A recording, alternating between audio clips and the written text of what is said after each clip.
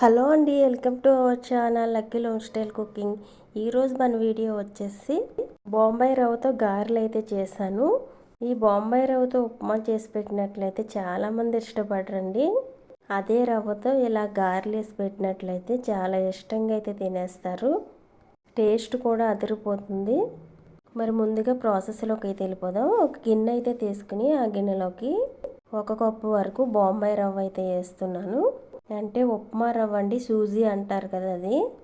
ఇప్పుడు 2 టేబుల్ స్పూన్ల వరకు బియ్యం పిండి అయితే వేసుకోవాలి. అదేవిధంగా 2 టేబుల్ స్పూన్ల వరకు శనగపిండి అయితే వేసుకోవాలి. 1 కప్పు బొంబాయి రవ్వకి అయితే క్వాంటిటీ అయితే చెప్పానండి. బియ్యం పిండి శనగపిండి అయితే 2 టేబుల్ స్పూన్ల వరకు వేసుకోవాలి. టేస్ట్కి తగ్గట్టుగా సాల్ట్ అయితే వేసేసుకుని మొత్తం ఈ రవ్వ పిండిలు సాల్ట్ ఇవన్నీ కలిసేలాగైతే కలిపేసిన తర్వాత ఏ కప్పుతో రవ్వ అయితే తీసుకున్నామో అదే కప్పుతో 1 కప్పు వాటర్ వరకు అయితే పడుతుందండి.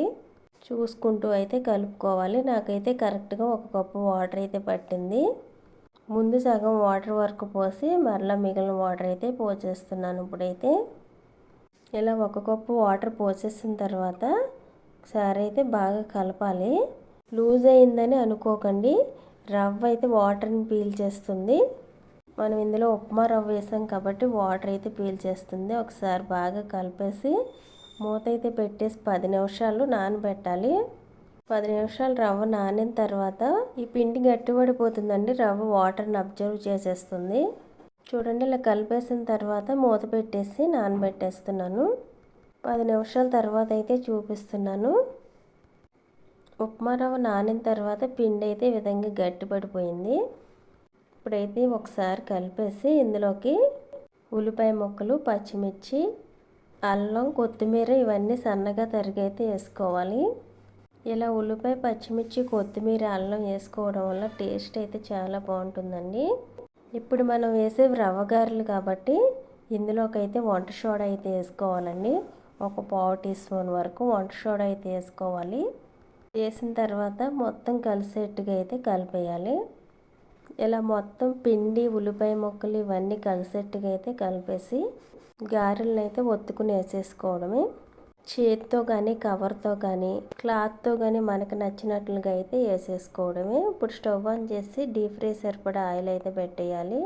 ఆయిల్ బాగా వేడైన తర్వాత అయితే గారెలను అయితే ఒత్తుకుని వేసేసుకోవడమే. నేనైతే చేతితో అయితే వేసేస్తున్నానండి. ఇంతకుముందు ఒక వీడియోలో గారెలను ప్లేట్ మీద క్లాత్ పెట్టి వేసానండి. అలా వేసుకున్నట్లయితే రౌండ్గా వస్తాయి. వేయడం రాని వాళ్ళు కూడా చాలా ఈజీగా అయితే వేసుకోవచ్చు. ఇలా ఆయిల్ సరిపడా గారెలను అయితే వేసేసుకోవాలి. వేసిన తర్వాత ఫ్లేమ్ మీడియంలో అయితే పెట్టేసి ఒకవైపు ఫ్రై అయిన తర్వాత రెండో వైపుకి అయితే టర్న్ చేసుకోవాలి. మీరు హైలో పెట్టి డీప్ ఫ్రై చేసేసినట్లయితే కలర్ అయితే వచ్చేస్తే కానీ లోపల వరకు అయితే ఉడకవండి. మీడియంలో పెట్టేసి డీప్ ఫ్రై చేసుకోండి, లోపల వరకు అయితే బాగా ఉడుకుతాయి. మంచి కలర్లోకి వచ్చిన తర్వాత అయితే తీసేయడమే. చూడండి, ఈ విధంగా అయితే ఫ్రై చేసుకున్న తర్వాత అయితే తీసేసుకోవచ్చు. ఇప్పుడైతే వీటిని ప్లేట్లోకి అయితే తీసేసుకోవడమే. ఇలా చేసుకుని ఈ గారెలకి ఆయిల్ కూడా లాగదండి, గుల్లగా కూడా వస్తాయి.